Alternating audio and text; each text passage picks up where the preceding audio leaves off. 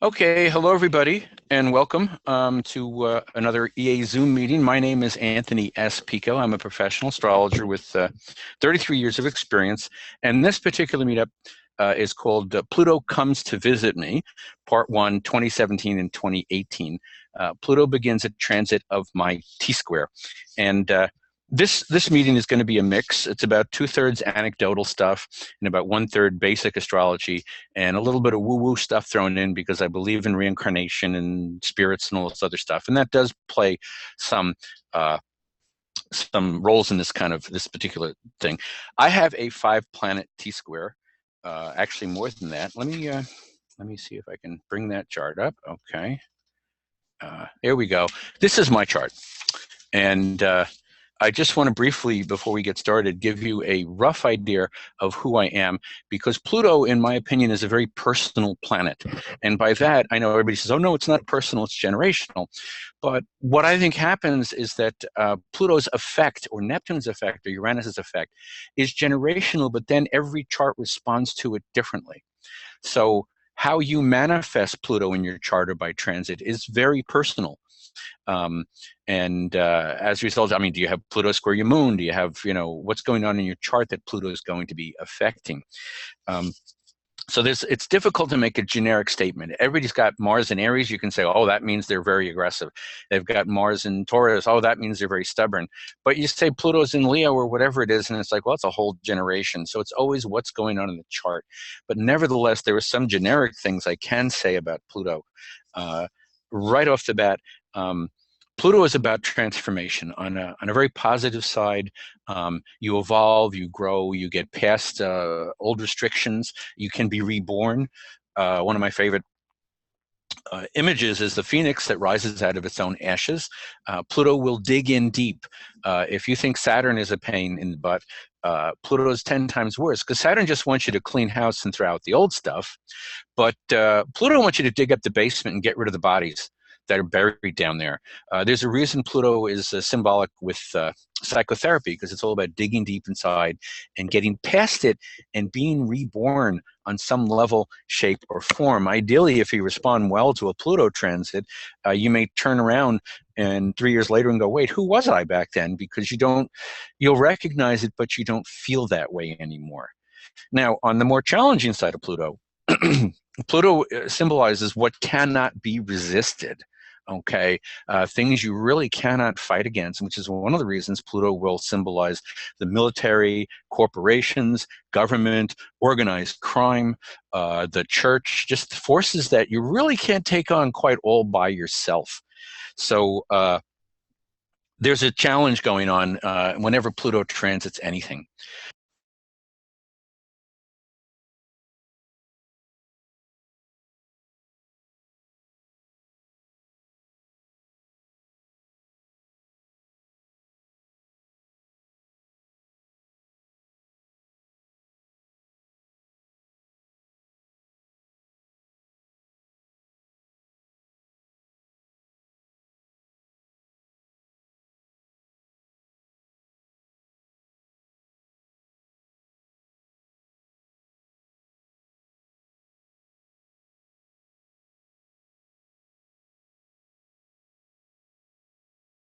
Top of the chart, my sun is at 24 degrees 1 minute Capricorn. 24 degrees 0 is North Node. 2359 Capricorn is my Mercury. They're all conjunct. They're all very, very tight. It's called cazimi or combust. My mind and my path in life, so to speak, and who I am are very merged together.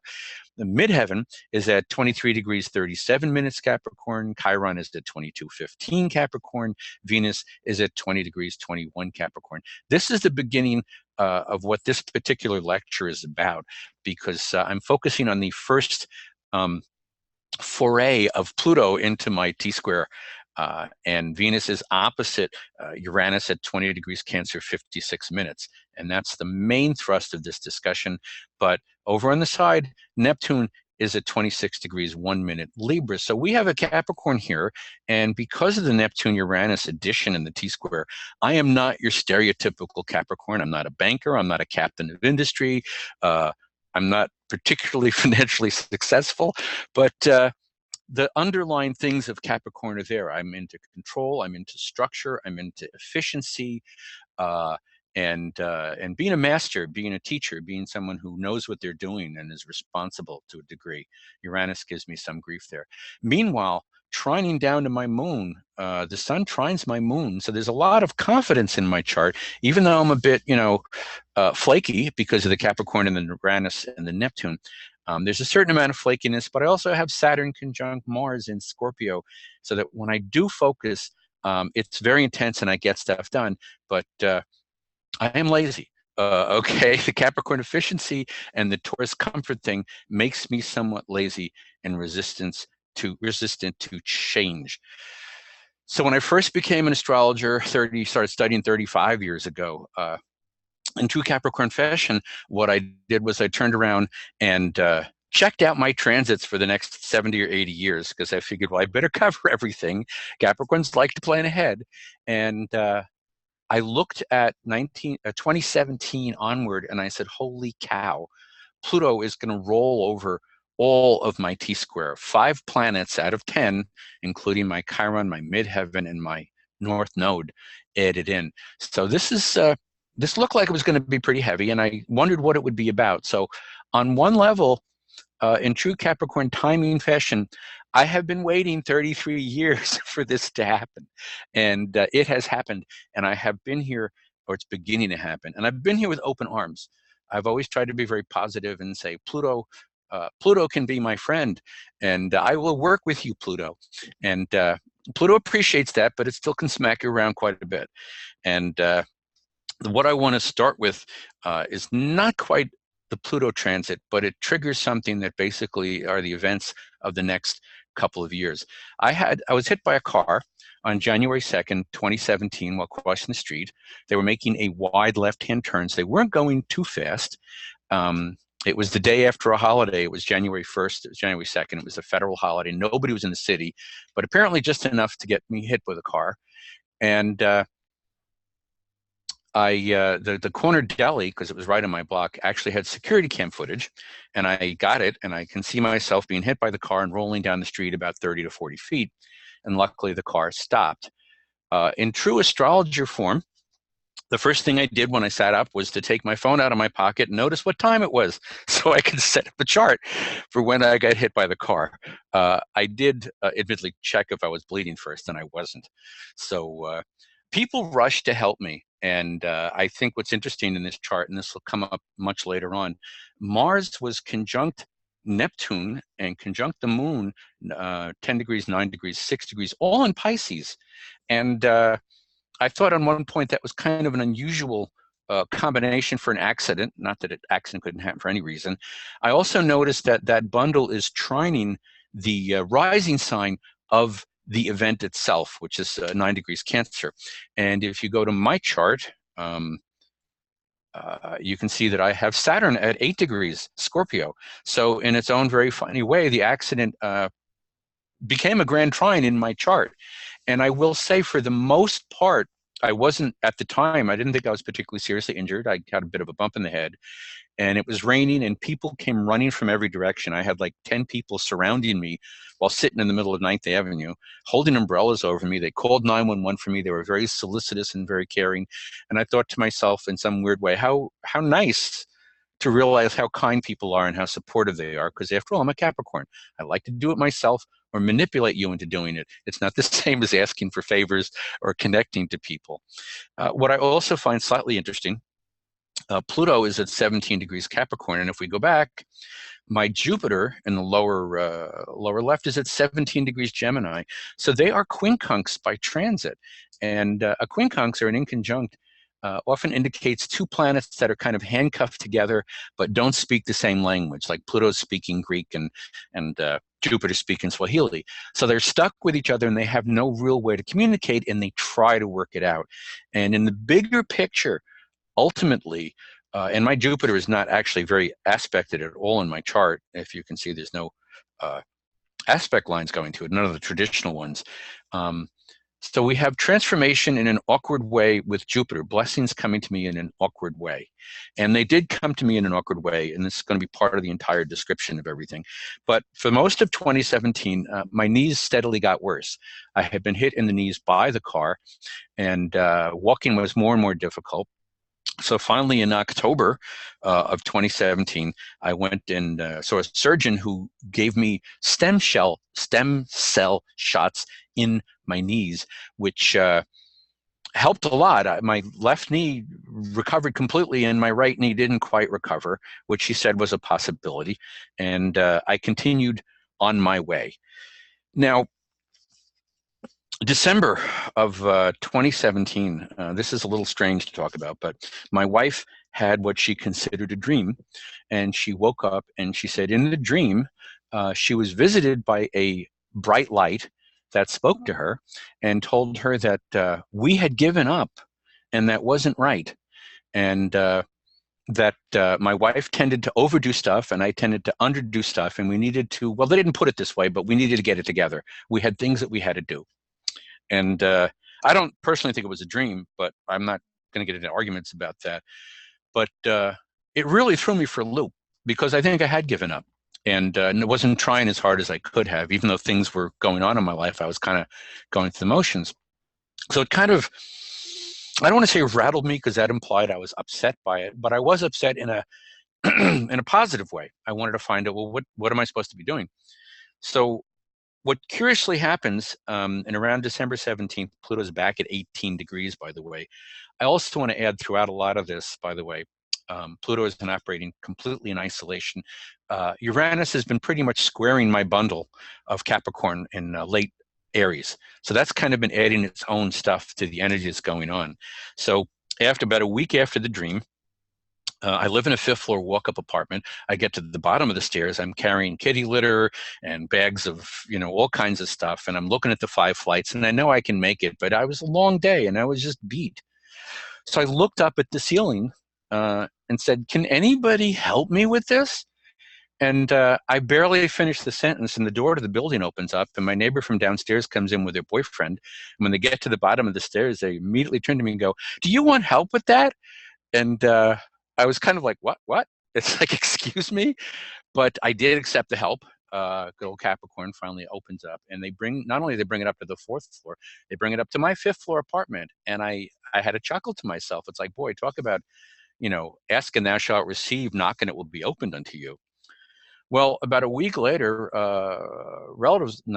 friends came into town and they wanted to go see the tree at Rockefeller Center because it's New York and we all want to see the tree. And most New Yorkers don't want to go anywhere near Rockefeller Center at that point, but we were good hosts. And on our way over, I remember thinking to myself, I didn't dress warm enough.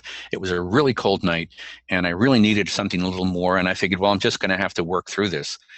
So we get to where we're going to look at the lights, and I step on something, and I look down, and there is a brand new 6-foot-long plaid wool scarf.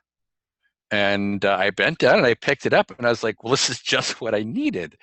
And I wrapped it around my neck and I made sure I displayed it. So if a person came back looking for it, they can go, hey, that's my scarf. And I could say, well, good sir, good madam, here's your scarf. But they didn't. And much like the woman that helped me up the stairs, things were sort of coming this way to me and dropping in my lap. And I found more incidents like this happen, but I don't want to turn this into an anecdotal kind of piece. So I'm having a look at this and I'm saying, well, I have Pluto getting close to my Venus, opposing my Uranus, and it's changing the way I'm relating to people. And the other thing that happens around this time, my wife and I has had some difficult periods in her life, and I've always been supportive in probably what I would call a detached emotional way as a Capricorn. It's like, well, this is a bad thing, and I should support my wife. And I was very supportive in an intellectual kind of a way. But what I found starting to happen in late December is that I now had emotions attached to these memories. Like I would think about something that happened to her and I would suddenly feel the way she felt. And it just touched me so much more deeply than it had before. And I was a little stunned. I mean, it's not that Capricorns don't have emotions, but we certainly keep them in check. And instead, I'm developing this sense of empathy and caring for my wife on another level than I would have expected. I'm not saying I'm not saying I was a monster before this, but I can't say I was necessarily, the most supportive, loving husband all the time. And the empathy became so strong. And of course, part of me says, empathy, great. I'm a Capricorn. What the hell am I going to do with empathy?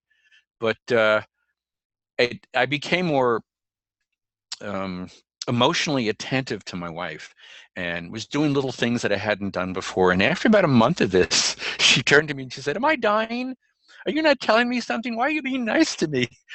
And I had to laugh, and I turned to her and I said, "It's really weird, but I feel like I've finally fallen in love with you," which is a hell of a thing to say if you've been married for 29 years, but that's what was happening to me.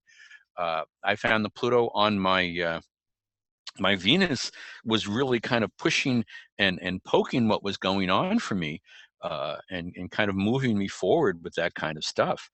Um, so I'm still at this point trying to deal with my knee and everything.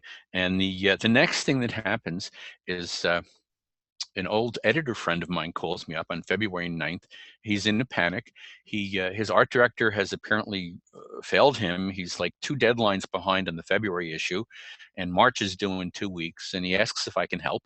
So I am an art director. I said, sure, no problem, happy to do it. And we cranked out the February issue in like 5 days, and we did the March issue in another week and a half. And we got caught up, and he's now an ongoing client. What's sort of interestingly Plutonian about it, one, this incredible deadline is like, this must be done now. And Venus, well, it's on my midheaven. It's square Neptune. It's opposite Uranus. I'm an art director. So suddenly I'm pulled into this Plutonian situation as an art director. On top of it, Venus is all about money. Well, now I've got a client that's bringing me a nice chunk of change every month. So once again, Venus is getting kind of transformed by Pluto in this particular situation. So the other work that comes up at the time, which I want to mention about, I do freelance in general.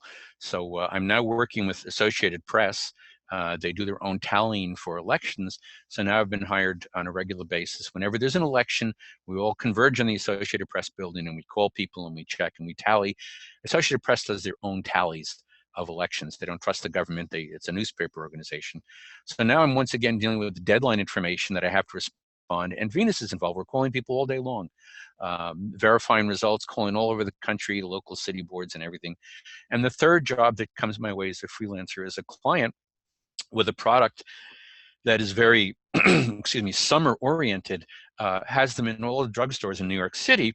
And I've been hired to be one of the people who visit the drugstores once a week and check on stock and find out what needs to be done, yada, yada. So now I'm running all over town, meeting with people, socializing with people. My leg is not happy about this. My knee is very unhappy, my right knee, but I'm managing to get around. And again, all this stuff is deadline. It's like the magazine, the Associated Press, it's got to be an election now. So all this is very Plutonian in its own way. Oh, and the other thing I didn't mention about the art directing situation is I had to completely mimic somebody else's design. So I'm being really creative, using somebody else's template and design and everything. I had to make the magazine look like his art director had done it. So there was these weird constraints. At the same time, I was opening up to people and getting around. So my knee was really bothering me. And if you remember from my natal chart, that T-square Neptune ends up in the 6th house of work, service, and health.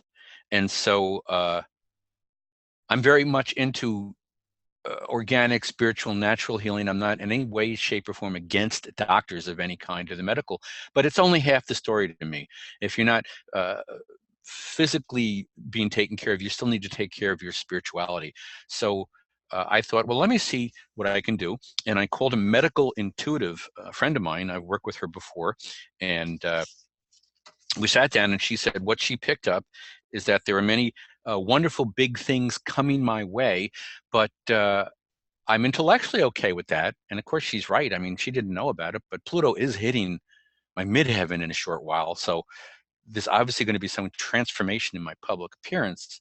And she said, but I'm resisting it. I'm intellectually okay with it, but there's some part of me holding back. And she felt that's why my knee was not healing. And of course, Saturn rules the knees, Capricorn rules the knees and bones and structure. So the lack of flexibility is in my knee. So willing to give that a shot, about a week or so later, I'm on my way to a concert out in Staten Island. I get off the bus. I've got to walk about a mile up a hill to get to this house concert. And it's a suburban area. It's quiet. There's not a lot of people around. And after a few blocks, in anger, I bent over and yelled at my knee. And I said, you know what, mother, fill in the blanks, I've had it. I said, I'm going ahead with my life. I'm moving forward, and we better heal ourselves. I said, because you're not going to stop me just because you're resisting. And I stood up and I started walking and the pain was gone. And I was like, holy cow, have I healed myself? This is fantastic. And it lasted about 3 days, and then the pain came back. And I'm not a big judgment person. I don't think this is good or bad, but there's a part of me saying, okay, I'm still resisting. I got to see what happens next. Well, another friend comes into town, and they're going to go see Joel Osteen at the Barclays Center in Brooklyn. And it's I like Joel Osteen. The Barclays Center is a big Madison Square Garden size thing. Joel is a Christian preacher who really accents positivity. He basically preaches God loves you. He wants you to be happy, and you're the one holding it back. Like, your resistance to positivity is the one that's keeping you from accepting what God has to give you. I don't agree with everything he says, but for the most part, I actually like a lot of what he talks about. He doesn't beat people over the head with sin. So my friend drags me and my wife along with her. We didn't go unwillingly. And we get there, and the place, I've never seen so much diversity in my life. There's every race, color, and creed there. And as we're going up the stairs, I just want to briefly mention, I'm a Reiki practitioner. I can feel energy. I can sense it. As I'm going up the stairs limping, people are reaching out to me and sort of like squeezing my arm and stuff as I'm going up the stairs. And I'm really aware of the tremendous amount of love in this arena and auditorium.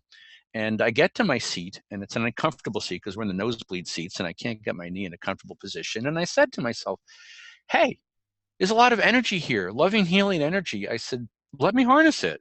So I mentally did a little bit of meditation, and I said, all this love and energy here, I just put it into my knee.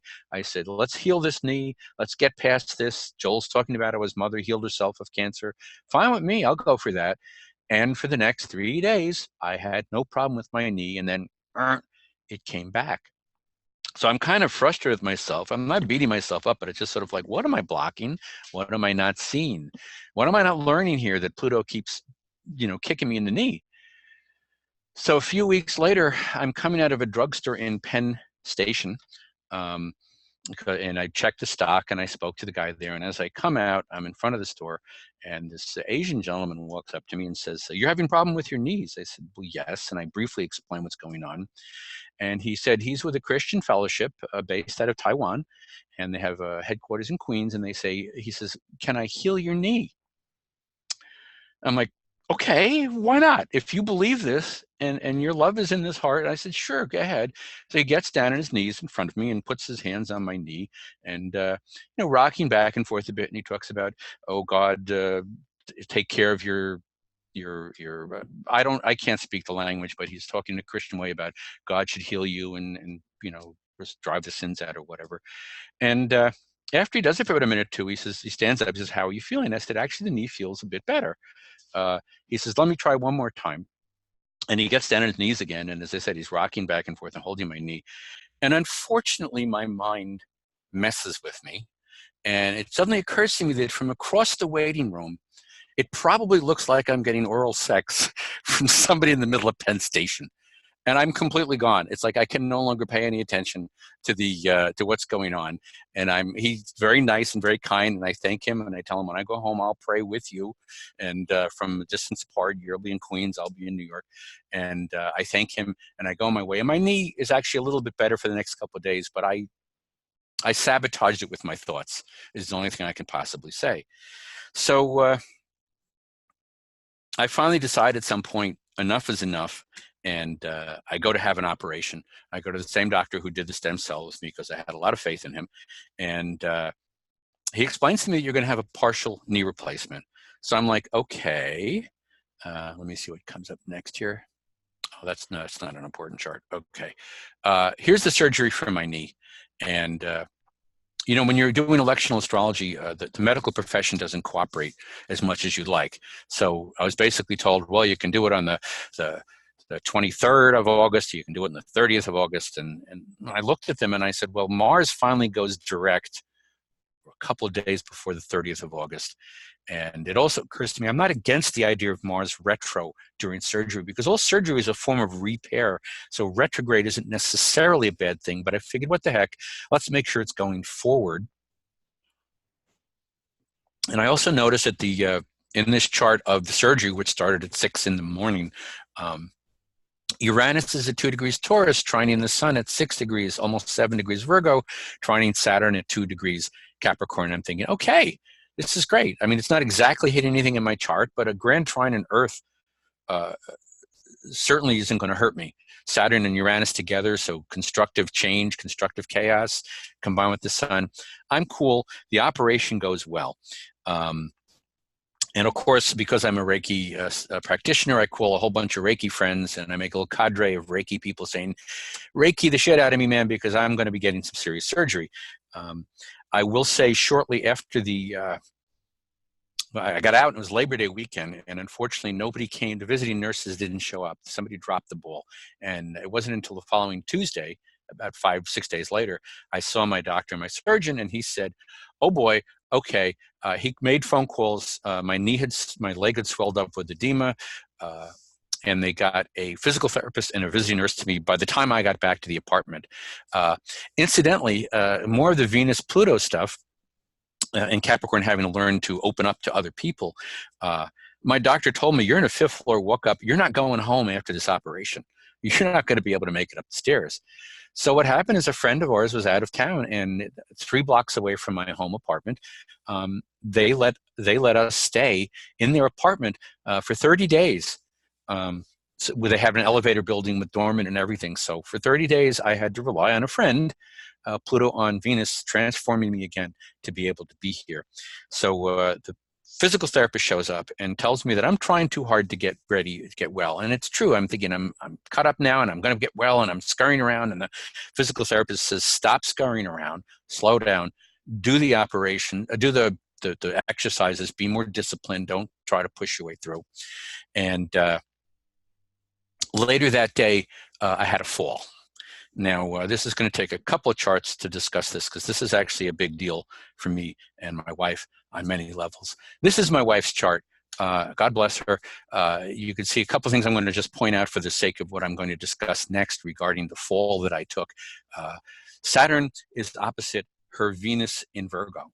Okay, if any of you understand Saturn and Venus together, it turns relationships into responsibilities and chores, particularly in her case with Venus and Virgo. And people with Venus and Virgo tend to be very caretaking, they always want to improve people, make them feel better.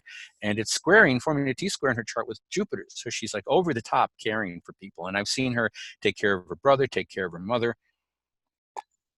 It isn't even always medical. If somebody needs something done politically or whatever, she'll pull it off and she'll do something for them. So it's a major component of who she is. She's a Libra, but the Venus in Virgo doesn't make her exactly the most demonstrative romantic type. But I learned something about that in the next few minutes. I'll explain. The other thing in her chart that's very important is Neptune is at 16 degrees and the moon is at 13 degrees Scorpio, and they're conjunct. And if you understand anything about the moon conjunct Neptune, the emotions are blown up really huge. Okay, on one level, it can be a very loving kind of a thing. Neptune can be about idealism, and a lot of her emotions are very idealistic and very hopeful. On another level, well, those 2 planets are squaring Mars.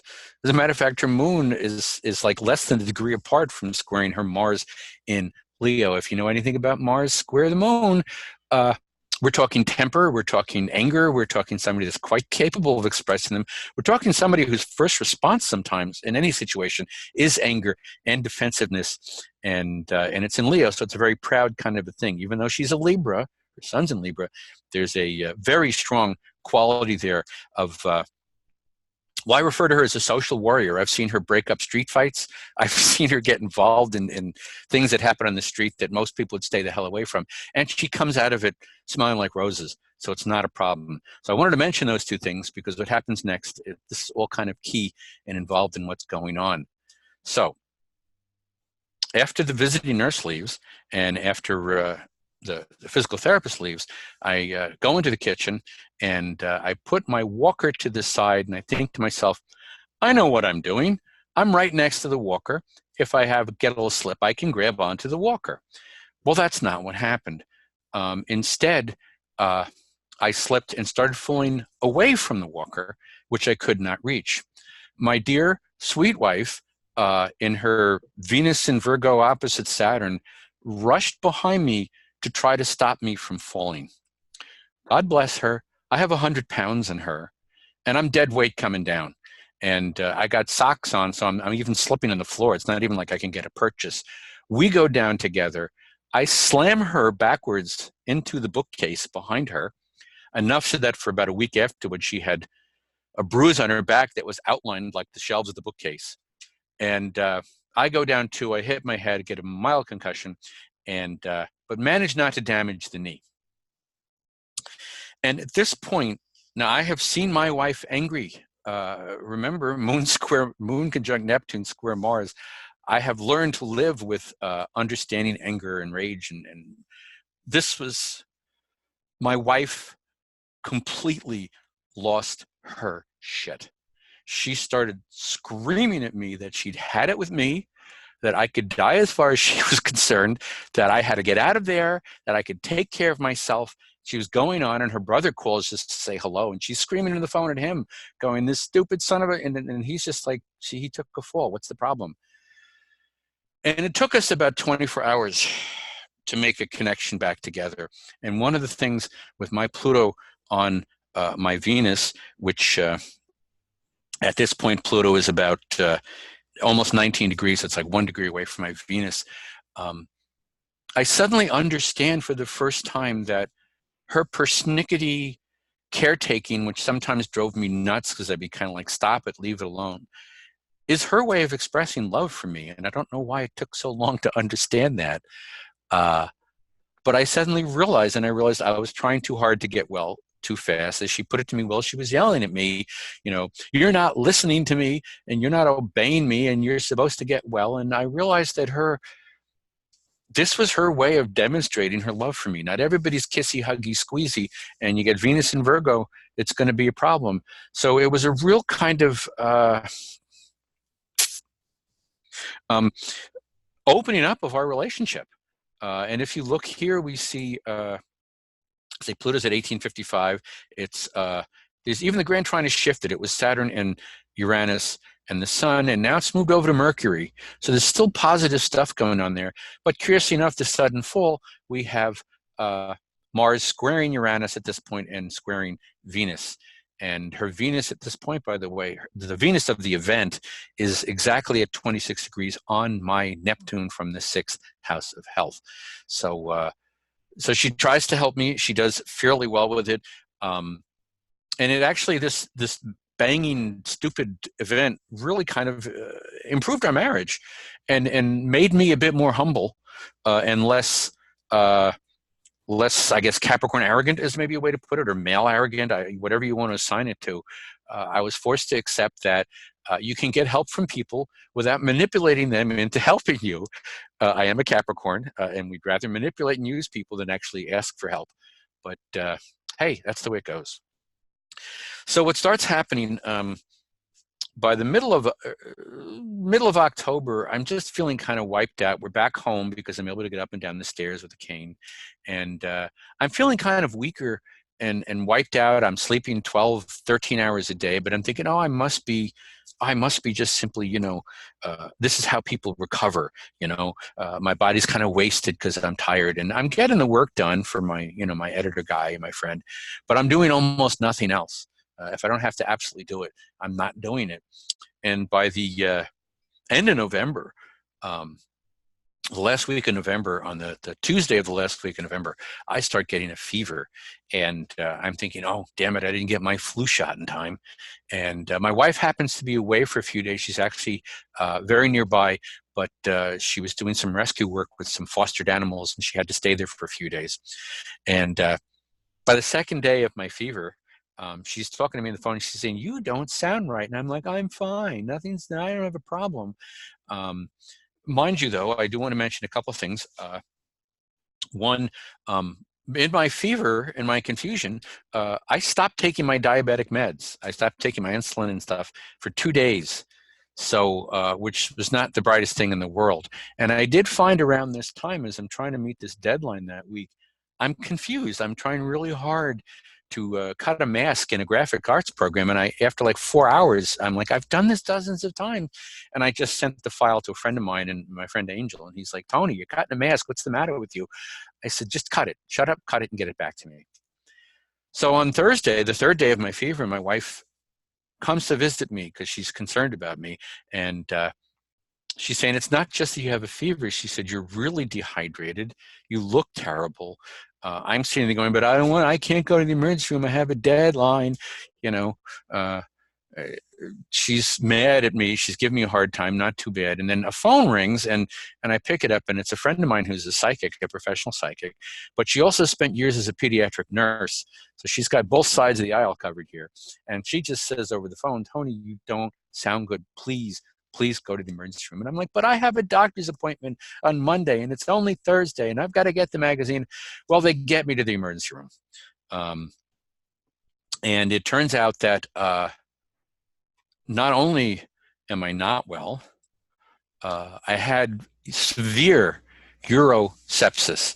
And if you don't know what that means, I had a UTI, probably for the previous 6 weeks, urinary tract infection that was essentially symptomless, which is not unusual for older diabetics. I've been diabetic about 5, 6, 7 years now. And it spread throughout my body. And sepsis, in case you don't know what it is blood poisoning. So I get to the hospital, and they kind of figure this out. And one of the things that comes with sepsis, even though I may not have had any symptoms from the urinary tract infection, is there's a beginning of delusions. So I'm sitting there going like, why can't I cut this mask? And I'm not sick, and I'm okay. And I'm really kind of out of it. I'm not so delusional that I'm on the corner claiming that aliens are going to come down and take away President Trump, and we'll all be singing songs after that. But I'm definitely just subtly delusional enough that I don't think I'm delusional. Excuse me. So they get me there. They tell me what's going on. When they took a urinary sample, I was so dehydrated, my urine sample looked like tea. I mean, it was so dark, and the doctors were like, "What the hell? Why hasn't he been in here sooner?" And they're saying, "We're going to have to put you in the hospital." I'm like, "No, no, no, I have to finish the deadline." And the doctor takes my wife outside and says, "We're going to tell him we're going to keep him overnight, but he may be here anywhere from 1 to 6 weeks with sepsis this severe." And just to confirm his diagnosis, she turns to him and she says, "Has he said anything delusional lately?" And God bless my wife. She turns to him and says, "You don't understand Tony. He's an astrologer. He says 18 delusional things every day that people think are delusional. He's into reincarnation and spirits and metaphysics." And the doctor's like, "Well, this is about the physical, not the metaphysical." Snort, snort. And they put me in my hospital bed. Telling me I was going to only spend the night, and I thought, that's okay. Well, they plugged me full of antibiotics. They plugged me full of hydration, and I actually check out in 3 days. Once again, the minute I began to understand what was going on, I contacted all my Reiki friends, and I said, "Get me out of here." And I'm, again, a firm believer in the other side of healing, spirituality. Neptune is in my 6th house. So I got out pretty quickly. I was hydrated. I was kind of back on my feet pretty quickly. And what I'm looking at here with the sepsis chart, one, if you're looking at it, good Lord, look at all the squares. But what's curious about this is Neptune and Mars are conjunct in Pisces again 2 years later, which is the same time as my car accident. So again, I'm looking at Neptune conjunct Mars in Pisces as a form of healing. I know Mars gets a lot of bad press when it's in Pisces, but that doesn't necessarily mean it's a bad thing. And it's squaring, but of course I did have a fever. So we have a square to, but Jupiter is conjunct Sun. I'm really expansive. I'm like, everything's fine. Why can't I go home? But Venus is at 28 degrees. It's sitting right on my Neptune, which is where it was when I took the fall 3 months earlier. Venus had gone retrograde and came back to where it was on top of my Neptune when I was first admitted into the hospital. And opposite Uranus, which is squaring by it's past, it's separating, but it's squaring my natal Capricorn stuff. So Pluto's on Venus, and Venus saves my life. My friend Venus and my wife insisted I go to the hospital, and I was just delusional enough that I couldn't really resist it. And I will say, and I know it's very dramatic, saved your life. Yes, because I told the doctors, but I had an appointment on Monday. I could have seen the doctor then. And they said, you don't understand. Your sepsis was so bad, you probably wouldn't have made it to Monday. You probably had about 2 days at best. And they said, and if you did make it to Monday, your kidney would be irreversibly damaged. And you'd have to be on some form of medical treatment for the rest of your life. So my friends saved my life. I mean, dead serious, they saved my life. And once again, Pluto, as we all know, Pluto is about birth and death and rebirth. And I skated pretty close to the edges of death, but was pulled back by my friends and needing to rely and trust on my friends. So I was phenomenally grateful to my wife. Not that we've had a difficult marriage. Our charts are very combative, but I've accepted that. I don't believe you look for perfect marriages. I believe you look for marriages that work and partnerships that work. I'm not as romantically inclined as a lot of the synastry people and composite people. So my wife saved my life, and she took wonderful care of me during my recovery with my knee. I'm still using a cane. My knee's getting a lot better. And what happens is two things happen that I want to point out. As I mentioned much earlier, I am not a particularly disciplined Capricorn, which kind of goes against the stereotype. My Sun and Mercury and Venus is all opposite Uranus, squaring Neptune. I'm much more inclined to be intuitive and chaotic. Drives my wife crazy. But two things happen. Remember, Pluto isn't just on my Venus. It's opposing my Uranus, my love of chaos. And two things. One, after the operation of my knee, I was told, and if anybody out there's had their knee replaced, they understand completely, you have to do the exercises. If you don't do the exercises, it's a waste of time having a partial or full knee replacement. I would just like to say, I did those exercises 5 times a day, all of them every day, not always at the same time, but I did them every day for at least for the first month after the operation. And I still do them to this day, not as many, which has brought about a discipline. Pluto opposing my natural chaos has made me more disciplined, even though it's affecting Uranus. And I would like to say regarding this discipline, if anybody has had their knee replaced, you have no idea how painful knee exercises are after knee surgery, because it's a joint. You have no choice. You have to flex it. It is so incredibly painful that I jokingly tell people, I didn't know enough profanity to get me through these exercises. I was just cursing nonstop. Bend your knee this way, stretch your leg that way. And I'm just like, I didn't believe anything could be that painful. And but my physical therapist was very proud of me, and they bring this big protractor and they measure your leg and they go, oh, you're at 95 degrees. We can do 110. And like, rah! They did. They made my leg go backwards. And so there's a lot of discipline that came out. And by the way, one other Plutonian thing, way back since the car accident, I've been in physical therapy nonstop, and I'm part of the whole insurance thing going on. The person who hit me was, we're a no-fault state in New York, so they're paying for everything. But as a result, I've been dealing with insurance companies, which Pluto can symbolize, as I mentioned earlier, huge organizations that are almost impossible to fight against. So that's been going on too at the same time. What then happens is I get out of the hospital and I get lectured several times by doctors telling me, you have to take care of your diabetes. And it's like, I know that. And as a matter of fact, I started getting angry. And actually, before I got out of the hospital, I started yelling at the doctors, telling them to leave me alone. I was not a great, before this, I did not take care of my diabetes as well as I could have. Yeah, I took my meds. Yeah, I cut back on some of the soda. I didn't eat as much starch, but I didn't do the proper strict diet. I got out of the hospital December 3rd. I have been so incredibly straight arrow and disciplined in my diet because I don't want another urinary tract infection. I don't want to skate along the edges of dying again. So I have been incredibly disciplined in my diet. And as a matter of fact, I don't even miss the sugar. But I do want to mention, in case you don't know it, I suppose on some level you could say I was addicted to sugar because I have heard that when people suddenly stop sugar cold turkey, they spend about a week angry. And I got out of that hospital blowing my top at everything. So bloody angry. My brother was so happy to see me out of the hospital. He wanted to go to, let's all have dinner together the night you come out. And I was like yelling at him that he wasn't tipping the waitress enough and all kinds of stuff. And he's here just trying to like tell me how happy he is that I'm alive. And I'm just like, you son of a. So I got over that pretty quickly, but even to the point where I was yelling at doctors, stop telling me the same stuff over and over again. So here I am. Pluto at this exact moment is around 22 degrees Capricorn. And I have two charts here. One of the other things, nothing happens in isolation. So all of these Pluto effects are very nuanced, as I mentioned earlier, to who I am. But all of them involve the same thing. You've got to get past some of your crap and evolve past it. It's not just enough to stop doing it. It's like, it's not just cut out the sugar. I've suddenly decided I don't want this food anymore. And I'm actually doing an extraordinary job keeping myself on a strict diet.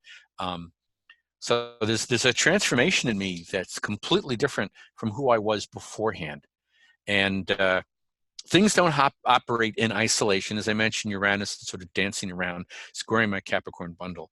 So I then, out of curiosity, looked up my progressions.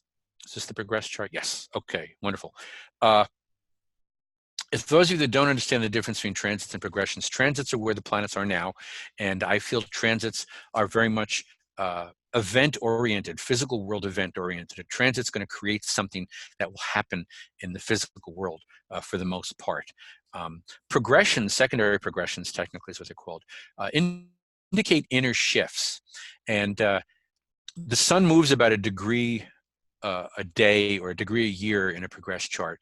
So on one certain level of awareness, every Capricorn eventually spends time inside as an Aquarian, and then as a Pisces, and then as an Aries if they live long enough.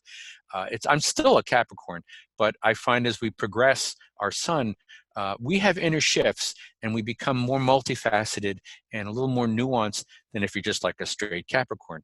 So as of my birthday, January 14th, which is what I picked the progression chart to be for, the sun is at 29 degrees, 33 minutes of Pisces, ready to move into Aries. So here's something else suggesting a big shift in my life besides this Pluto stuff rolling all over my Capricorn. By July 1st, that's the exact date that, 1 second here, the sun goes to 0 degrees Aries 0 in my progress chart, which suggests that I'm coming out, baby, and get out of my way. And I will say in the past year, some of the transformations, I've been doing more of these EA Zoom meetings. I've been going more public. There's always an irony when you have all your Capricorn on top of your chart, because Capricorn prefers working behind the scenes, and now I have to go out there and be a public Capricorn and be some sort of a public figure as a Capricorn. Sun and North Node in the 10th house always indicates a public presence. It doesn't mean you're world famous necessarily. You could be a big fish in a little pond, but you're some sort of a central figure of some kind. And I'm doing workshops later this year that I've set up that I've never done before. I'm trying to work with Pluto because Pluto's not done with me yet. Before we get into that, one thing I wanted to show, and this has come true too, I'm not a huge, I don't use a lot of solar return charts, but this is my solar return for this year. And I took a peek at them every year, but I don't use them much. I'm not knocking them, but I don't use them much. And I saw this and I'm thinking, wow, well, I had Capricorn on the ascendant. I better get somebody to look at this. And I went to a bunch of professional astrologers, and I said, hey guys, what's going on here? And as I said, I don't know a lot about using solar returns, but they all said, oh, this is going to be a health year coming up for you. And I said, whoa, wait a minute. I just had 6 months or 5 months of health stuff happen. And they pointed out, as I understand it, they said, well, Mercury is right on the ascendant in Capricorn, and you go to the ruler of Mercury, and it's the sixth, it's Gemini, which is in the sixth house. And they're saying a lot of health stuff is going to be coming up. I do notice, if nothing else, Saturn is sneaking up on me at 12 degrees Capricorn, and Uranus is conjunct the moon in late Aries, so it certainly seems a lot's happening. And regarding my medical situation, it's going to be a health year for me. Since my hospital stay, I now have a dietitian. I have a urologist because they want to prevent me from having another UTI. I'm certainly all fond of that. They've discovered I have a fatty liver, so that I have a liverologist. I don't actually know what the name is for what a liver doctor does, and they're testing my liver. So there's a lot of testing going on in my health situation. It's almost, I feel like I'm getting things back in working order for whatever reason, and a lot of that is happening. Now, I do want to point out, Pluto ain't done with me. That's why I call this part 1, because this is just Pluto on my Venus, and it's just gotten to my Chiron. Let's pop back my natal chart. Let's see how far I got to go. Oh, too far. Okay. There's my natal chart. Pluto at this point in time is at 22 degrees, 15 minutes of Chiron as of February 21st, which was last week. And it's going to roll over my midheaven by next year. And as it's doing that, and as it's hitting my Sun and my Mercury, Jupiter and Saturn are going to catch up. So I'm going to have Jupiter and Saturn along with Pluto on my Sun late next year and into the following year. So if I survive, I'll have part 2 next year for it. And I'm open to it. I know it's about transformation, and I know obviously I'm resisting some transformation because that's just, I did mention I'm lazy and resistant to change, and the Capricorn in me wants to be efficient. So this has been quite an interesting 2-year journey, particularly the past year. And the thing I always want to repeat again about Pluto is that it's going to affect you in a very personal way. I know it's not a personal planet, but it's going to set off your chart in a major way. So if I was going to turn and say, oh, Pluto's on a Capricorn Sun, or they might become more outgoing and relaxed and chill. No, it's in my case, I'm already outgoing, relaxed, and chill for a Capricorn. It made me more disciplined. So the nuances of Pluto are always transformation of some kind. And transformation is not changing your clothes. Transformation is being reborn. And I was literally skirted death and was reborn. And in my particular case, by the loving gift of Venus. And my friends who gave me an apartment to stay at for a month, who called up out of the blue and said, I agree with your wife, go to the hospital, damn it. And my wife, who tried to catch me as I fell. And my wife, who's basically been my drill sergeant, every time she sees me looking at a candy bar, she's like, don't you even think about it. And I'm like, I'm just looking. I'm not going to do, I don't even actually want the candy bar. But part of me is just sort of assessing my life at this point and paying attention and being more in control. And okay, it's just about an hour, so this sounds like a good place to sort of pull to a stop.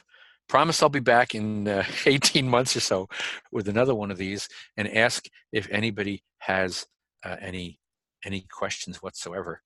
And then and there's my commercial while we're talking. Oh no, hold on.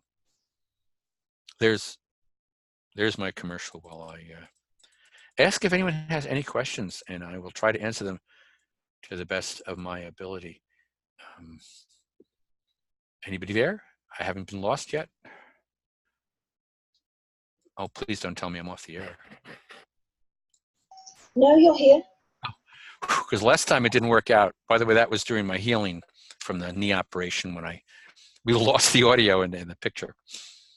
So, questions, anyone?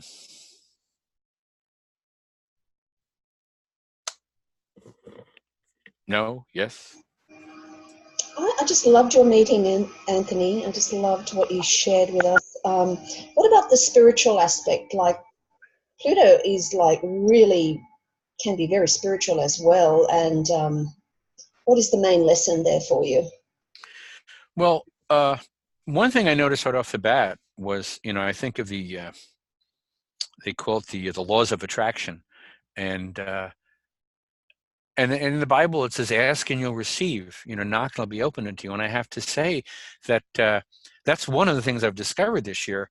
Actually, over the past 2 years, one, I was struck down in the middle of the street, and within minutes, I was surrounded by strangers who were protecting me, calling 911, making sure I was okay, asking if I needed anything, while the woman who hit me was very, very upset and was apologizing and said she didn't see me, to which I said, I hope not. And I found along the way, too, spirituality. Suddenly my neighbor turns up to help me with the groceries. Suddenly I have a scarf when I need one because I'm cold. I believe a lot of stuff like this happens, but throughout our lives we've been trained not to pay attention to them and to ignore them. But there's energies and spirituality out there to help you through anything. And I'm a big fan of the Seth material. And Seth has a wonderful statement when he says, the universe leans in your direction. Okay, it suggests that the universe wants to help you, which isn't that far from what Joel Osteen preaches about. God wants to help you. Stop blocking it. So I felt a lot of my own blockage. I was joking, but when I say Capricorns would rather use and manipulate people than actually just open up and say, I need help, is very true.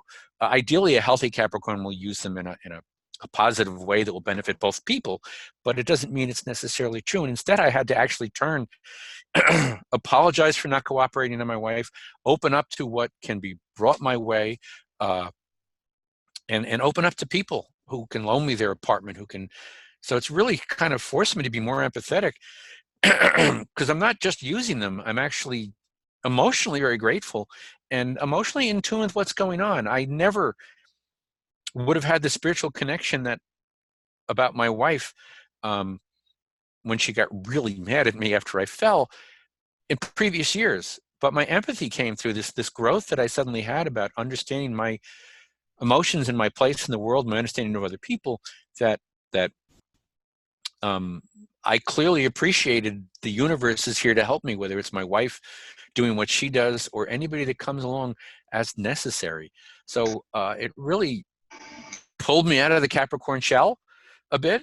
I had to rely on a doctor. I had to rely on physical therapists. I had to surrender a lot of control.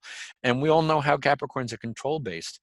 So there's definitely a spirituality going on there, absolutely. And to me, this whole thing was triggered partially by my wife's visitation in her dream, by somebody telling us we're not trying hard enough and we needed to do more, or I needed to do more, she needed to do less.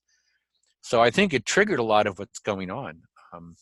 There's a lot of mystical stuff going on that I didn't get deep into, but I've been aware of, been more meditating, more spiritual awareness. I'm trying to learn to be much more intuitive and relax. So yeah, it's definitely part of it. And for me, because it starts with Pluto on Venus, it's going through other people first. And I'm working to spiritualize other people. Go ahead. Very interesting. Also, when was the date of the first Pluto hit to your Venus? Just what month? Yeah, hold on. The exact date was February 17th, 2018, earlier this year. Okay. Just made me think of the first images beamed back to Earth of the actual planet Pluto with the heart shape. Yeah, you're right. Yeah. That's true. It's about the right time. Yeah, February 17th and then March 15th, it was opposite my Uranus. So that entire month, it was just shuffling back and forth down the opposition. So surprises, Venus surprises, not a surprise at all, I guess, that it had a heart on it. So Yeah. I love how the collective has come to your assistance, and which is a spiritual, teaching in itself, that we are all one, and you are experiencing that. Yeah, in particular, like I said, the original car accident had that Mars, Neptune, and the moon conjunct in Pisces. And very much the world came to take care of me, my neighbors and whatnot, and kind of supported me during, I'm lying in the middle of the street while it's raining, and all these people gathered around me to help. And that turns up again when my wife helped me, and again, it's Neptune conjunct Mars. in Pisces at that point. So yeah, there's a lot going on, and I guess I'm finishing up my progressed sun in Pisces. So I think it's time for me to take all these lessons and do something with them. How very Capricorn, right? I've got to be practical. I've got to do something with this. And my progressed sun will be in Aries shortly. So yes, very much so. Great. Thanks, Anthony. Any other questions? Anybody want to? I just have an observation that goes along with what you were just saying, that the Mercury retrograde is going to be right on your progressed sun. Oh, great. No, I think it's a good thing. Yes, it is. Or just a review of the whole thing. And you're talking about it too. Yes, I'm going public with it. I'm working with my North Node of my midheaven and going, believe me, it's not easy for a Capricorn to go public. I've revealed stuff about myself that a year ago I would have kept to myself and not shared with anybody, or maybe with my wife, and that'd be about it. But I realized there's something to be shared here. And we're all terrified of Pluto, and Saturn. Oh my God, here come the bad planets. And I'm here to say, you work with it and you'll survive. You'll be okay. It'll be a challenge, but it's survivable and it's dealable, but you're going to be changed. And I think people with a lot of fixed signs or planets might be more problematic for them, but you got to change. You got to roll with it. Thank you, though. Mercury retrograde. Okay. Makes perfect sense. Any other questions, or anybody is, by the way, welcome if after watching this you want to email me or ask additional questions. The door is open, but in the meanwhile, if there's any current live questions. I just wanted to say thank you for sharing. I'm outside here, so forgive a little bit of the background noise.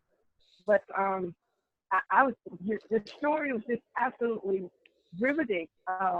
It's funny. It was just so inspirational and instructional, and I just want to thank you for sharing. Oh. And maybe with the Capricorn, the Pluto on the Capricorn, eliminating the societal construct of I'm, supposed to be able to do this. I don't need any help. And Pluto came and just, probably giving you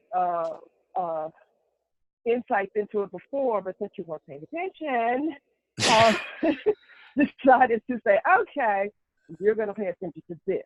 And, yeah. Where you can't ignore it, and now accept that, so that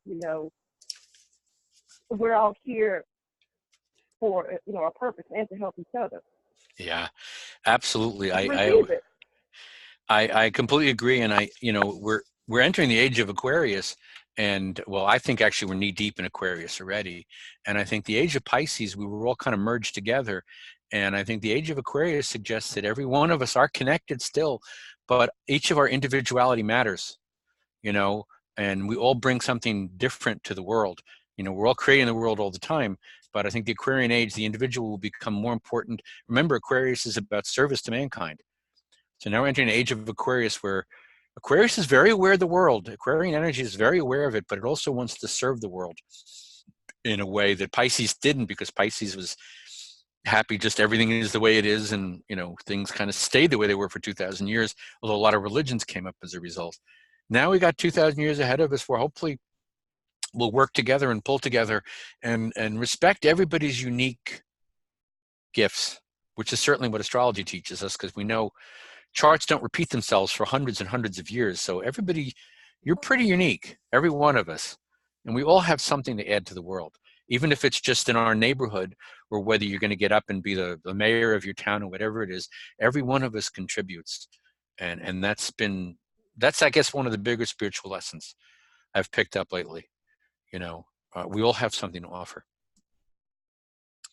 So I'm going to get off my soapbox. If anybody, is there a particular chart you want to see again? I just noticed it in the chat room. That's okay. I would have loved to have seen your chart there alongside the other charts. Oh, yes. But that's okay. All right.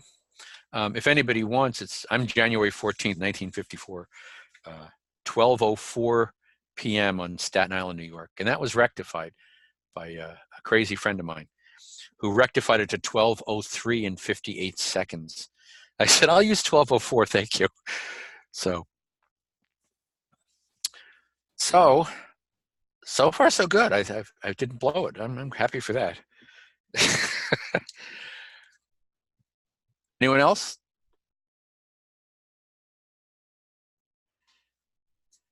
Nope. Okay. It's too quiet. Okay, well, we can all thank you. Thank you very much from all of us. See you next time. Looking forward to it very much. Okay. Have a good evening, everybody. And I just end the meeting, right? Stop the recording. Okay.